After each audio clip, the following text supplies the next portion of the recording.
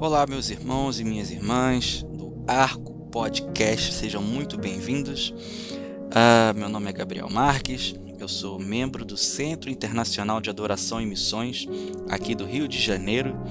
E talvez você deve estar se perguntando, né? Poxa, por que esse episódio demorou tanto, né, para sair em relação ao último que saiu? E a resposta é simples. Durante essas últimas 2 semanas estava acontecendo a Escola do Clamor em Belo Horizonte e eu estava inscrito para assistir online, né? Porque ano passado eu fui presencialmente lá, mas esse ano eu não pude ir e fiquei vendo pela edição online, porque eles transmitem, né, tudo que está sendo pregado lá para todo o Brasil através de links que eles vão disponibilizando todos os dias, e foi uma bênção. O tema era arrependimento. Ano passado o tema foi restaurando o altar da verdadeira adoração. E gente, como eu sou abençoado pelo Ministério Clamor pelas Nações, do nosso pastor querido Ricardo Robortella e tantos outros pastores que se unem lá também, tá? Então, por isso que esse episódio demorou um pouquinho. Mas, nesse episódio, eu quero estudar com vocês um pouquinho a história de um homem que é pouco falado na Bíblia. O nome dele, esse nome, né, ele sim é muito usado, mas esse homem especificamente, ele, se você não lê com atenção, ele acaba passando despercebido. E esse homem se chama Baruque. Esse Baruque, ele era o escriba do profeta Jeremias.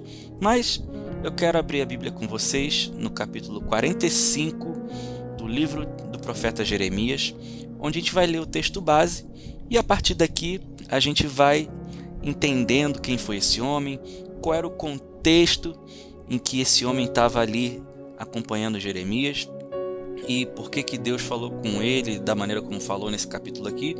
Então, vamos lá. No versículo 1, vamos ver o seguinte, até o versículo 5, que é a totalidade do capítulo. Diz assim a palavra de Deus.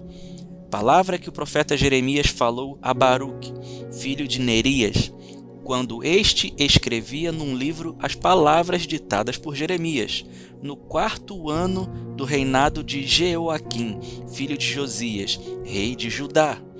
Lembrem que havia um período ali que Israel estava dividido entre norte e sul, né? Norte era Israel, o sul era Judá. Então é desse contexto que a gente está falando aqui.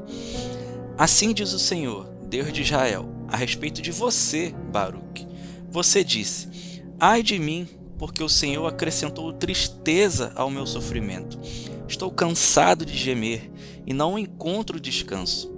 Diga-lhe o seguinte, assim diz o Senhor, aquilo que construí eu vou demolir, e aquilo que plantei eu vou arrancar, e isto em toda a terra.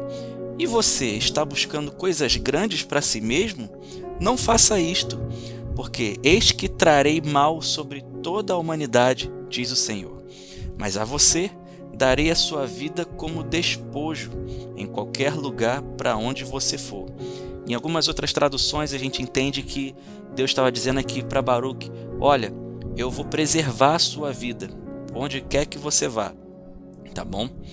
Então, meu povo, eu quero começar a refletir com vocês aqui sobre algumas coisas. A primeira coisa é, antes de falarmos especificamente de Baruque, a gente precisa entender o pano de fundo dessa história, o que estava acontecendo, né, para surgir esse homem.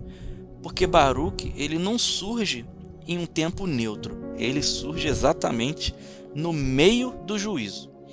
Israel não caiu de um dia para o outro, né? O colapso ali da nação não começou quando os muros de Jerusalém ruíram de fato e os babilônios invadiram e capturaram as pessoas. Ela começou quando a palavra de Deus deixou de ser ouvida. Por quê? Porque durante décadas Deus advertiu o povo por meio do profeta Jeremias.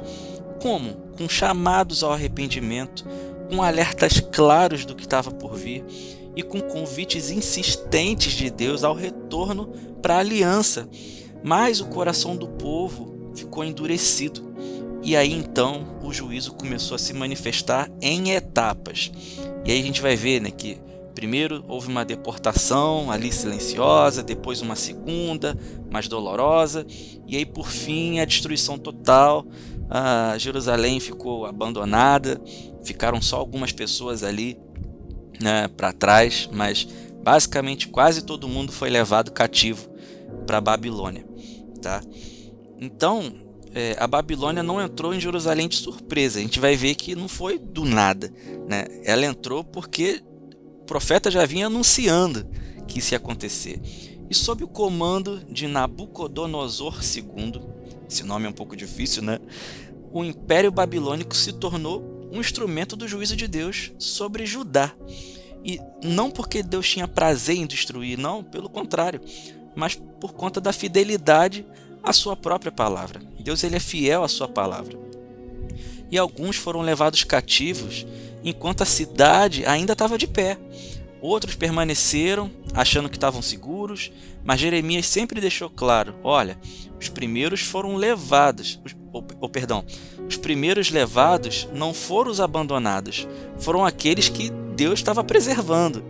E aí quando Jerusalém finalmente caiu, isso na data lá de 586 a.C., a gente vê que o templo foi queimado, o rei foi humilhado, Zedequias, e o que estava restando ali da nação foi totalmente quebrado.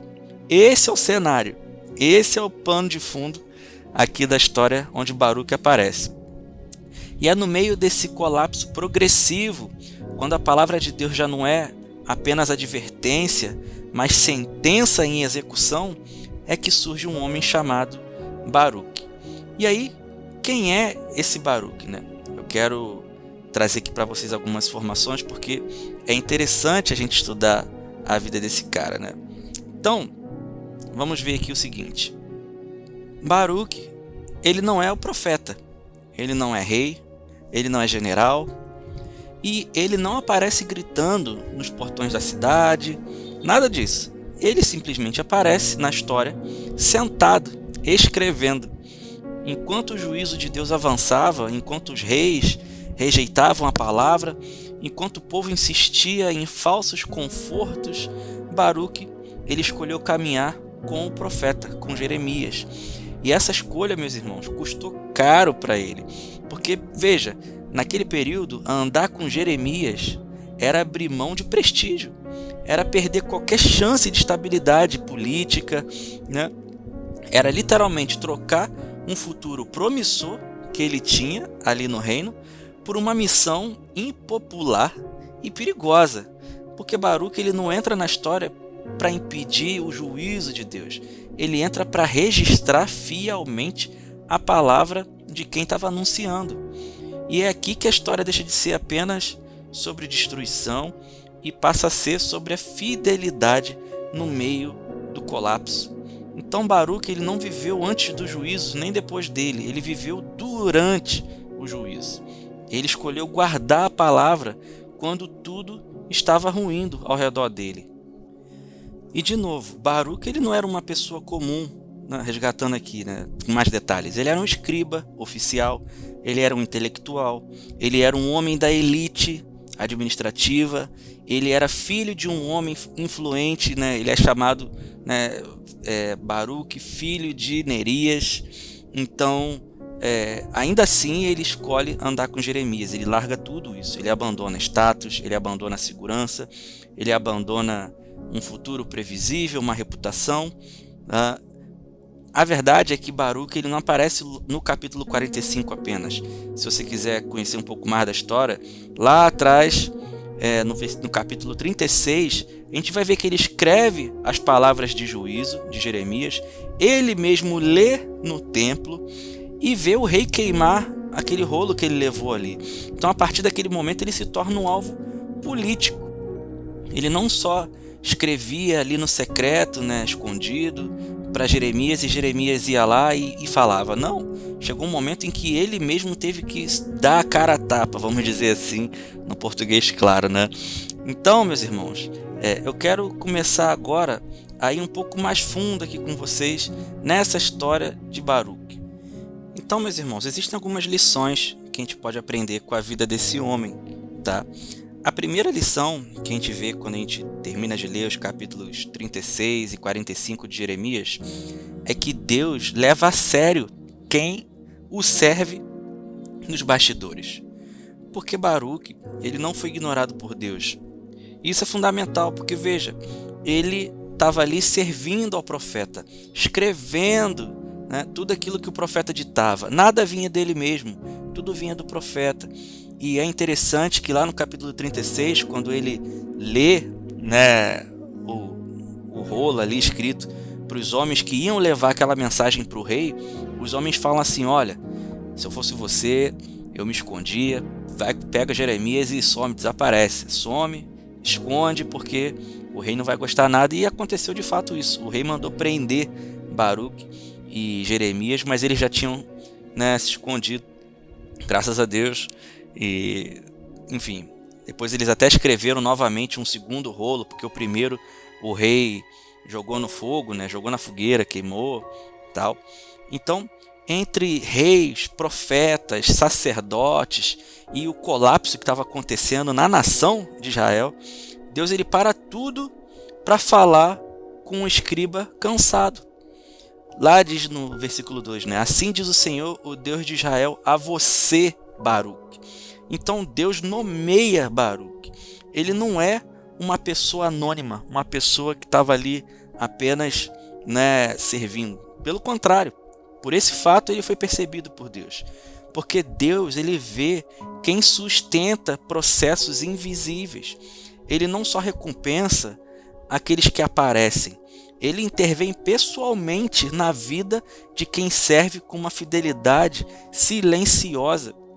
E isso muda a nossa visão de ministério, porque o valor ele não vem da visibilidade, o valor não vem, né, a importância não vem do cargo que você ocupa.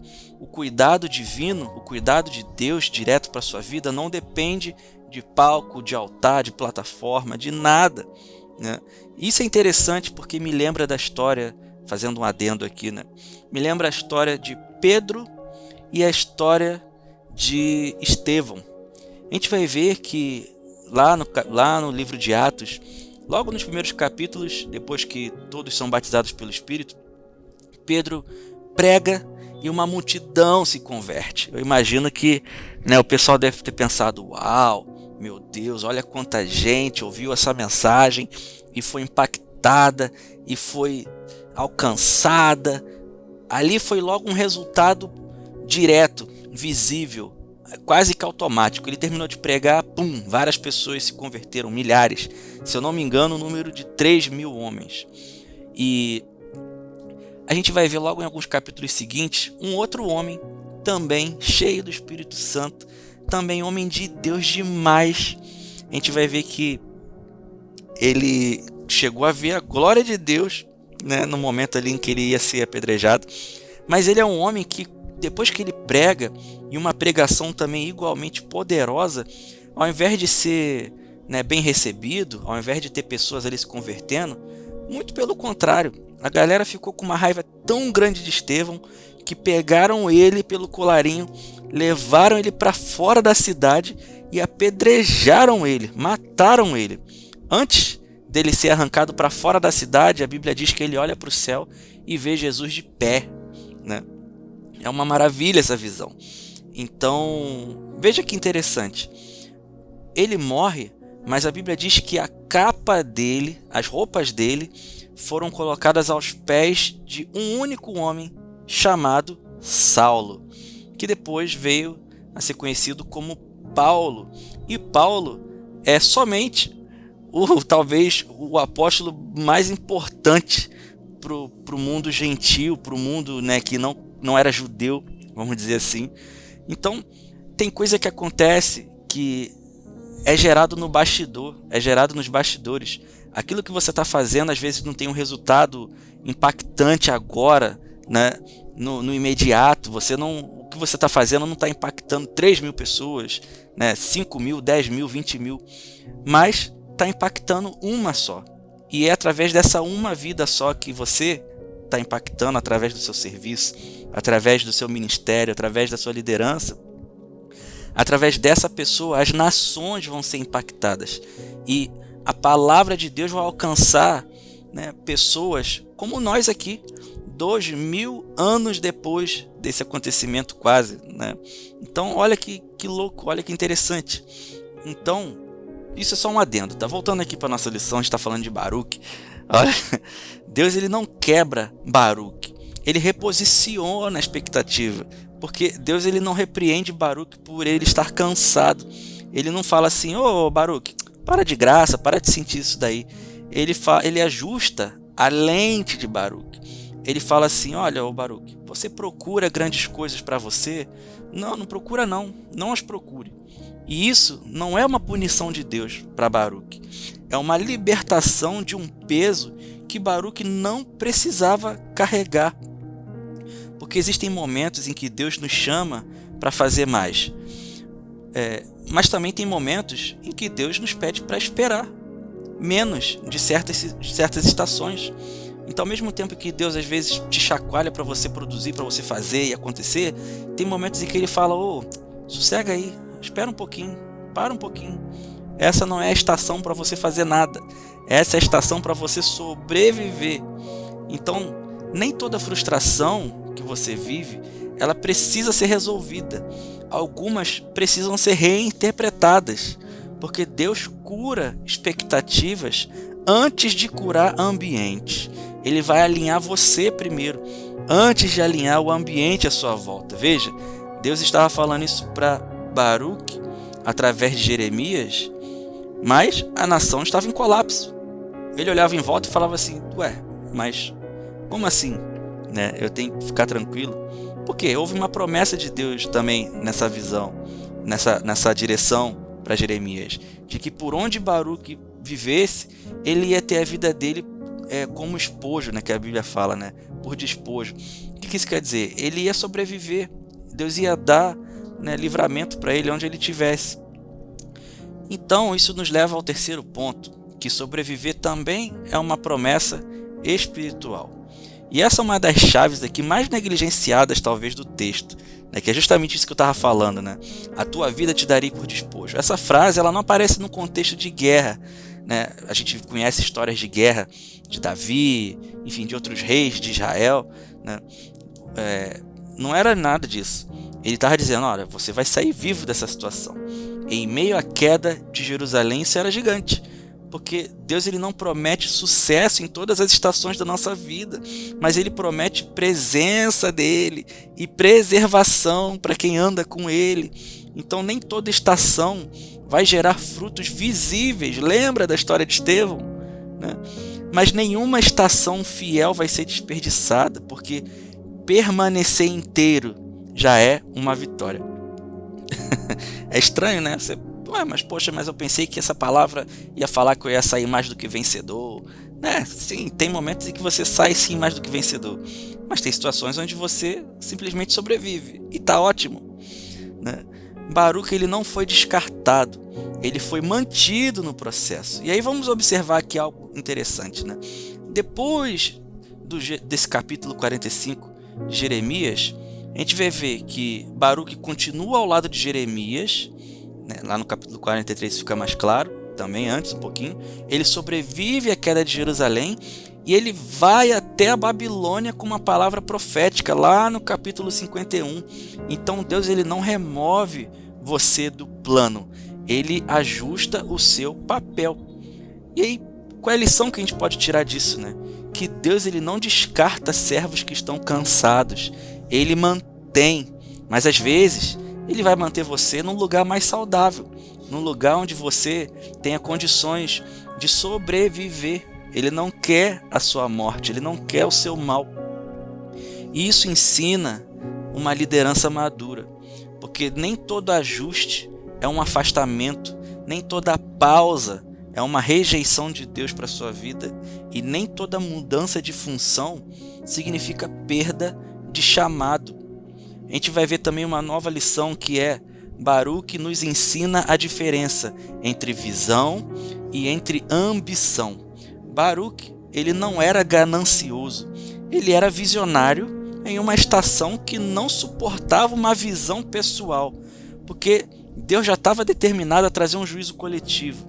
E ele não condena a visão de Baruque. Ele só fala assim, não agora.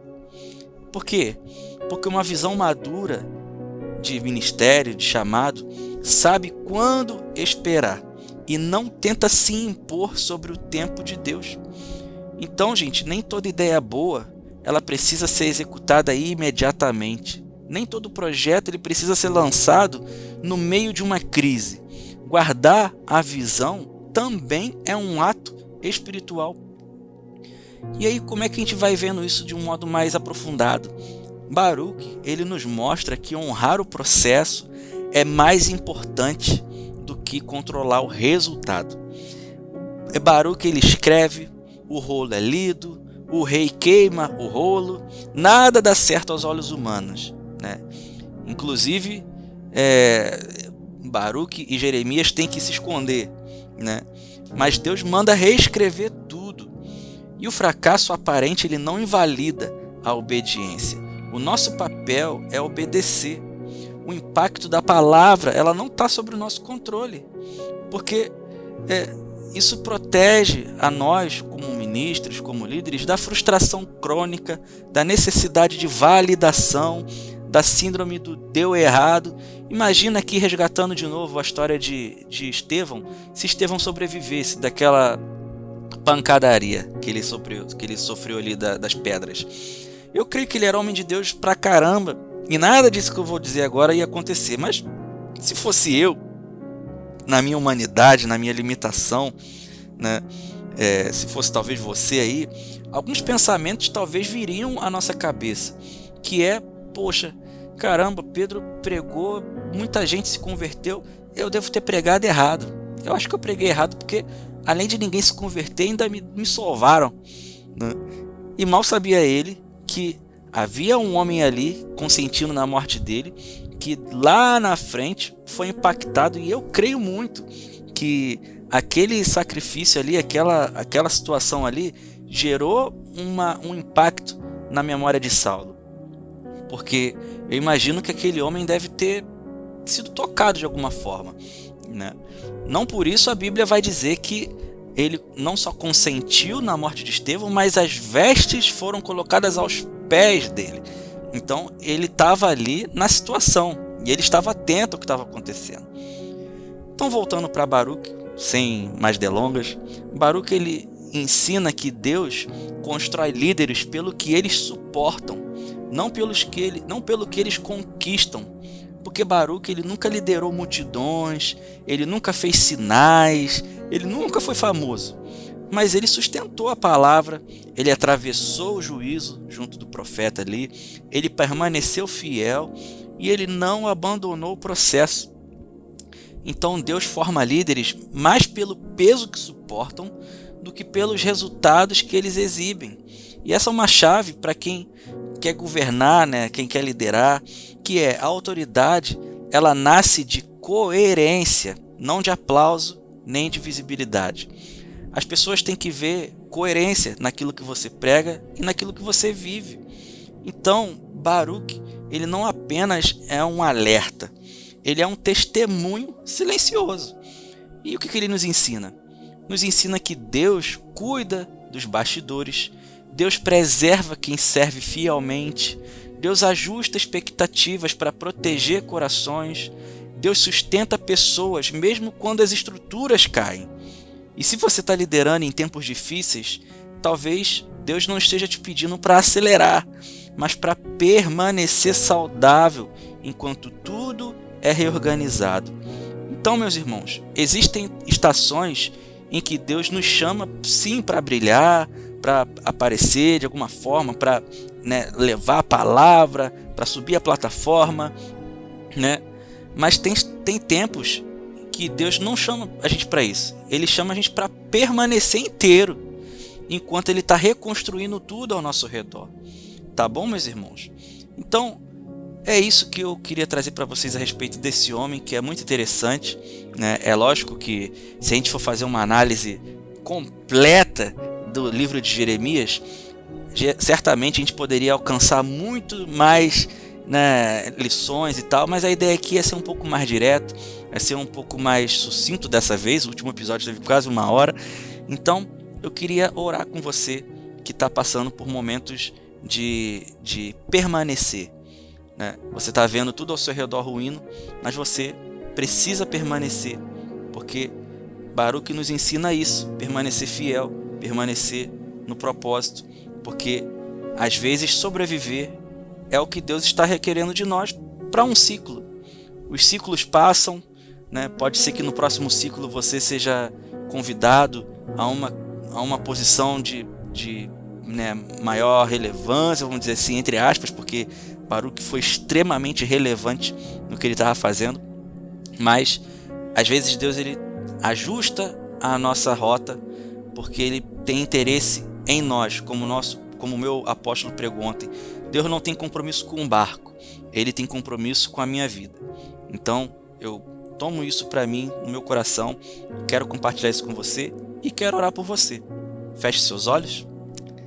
Senhor nosso Deus, nosso Pai, muito obrigado, meu Deus, por esse ouvinte, por essa ouvinte. E eu te peço, meu Deus, que o Senhor dê clareza, Pai, para essa pessoa, que o Senhor aproxime profetas dessa pessoa, que mostrem o que está acontecendo, o que vai acontecer, e sustente o coração dessa pessoa para que ela possa suportar ver tudo aquilo, né, ao seu redor sendo ruído, sendo destruído, mas que isso vem da parte do Senhor para algo maior no futuro. Então eu creio, meu Deus, que o Senhor tem poder para nos moldar, para nos reorientar, para ajustar o nosso foco, a nossa rota, porque o Senhor quer cuidar de nós. Muito obrigado, porque nós temos um Pai que cuida de nós como filhos, que somos de fato, porque o Senhor nos constituiu filhos, sim, mas também reino e sacerdotes. Nós deixamos o legado levítico para trás, de regras e tudo mais, para vivermos como reis e sacerdotes, como filhos que têm lugar à mesa do Pai. Muito obrigado, que o Senhor venha nos abençoar neste dia, em nome de Jesus, amém. Meu irmão, se essa palavra falou com você, eu peço que você, em nome de Jesus, passe essa palavra adiante, comenta aqui embaixo, porque o seu comentário é muito importante para mim. Você não tem ideia do como eu fico feliz de ver que essa palavra falou ao seu coração, e peço para que Deus continue nos acompanhando, continue nos ajustando. Veja, o nome do podcast é Arco, nós somos as flechas. Às vezes Deus tem que aparar um pouquinho a gente para que a gente consiga ir mais longe e acertar o alvo que Ele já determinou para nós desde a eternidade. Amém? Muito obrigado, tamo junto, Deus te abençoe, até o próximo episódio.